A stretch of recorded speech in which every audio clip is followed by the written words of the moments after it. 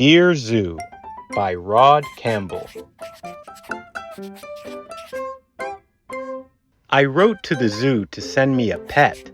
They sent me an elephant. He was too big. I sent him back. So they sent me a giraffe. He was too tall. I sent him back.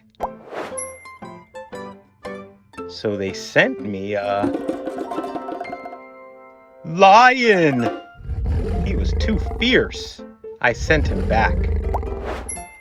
So they sent me a camel. He was too grumpy. I sent him back. So they sent me a snake. He was too scary. I sent him back. So they sent me a monkey. He was too naughty. I sent him back. So they sent me a frog.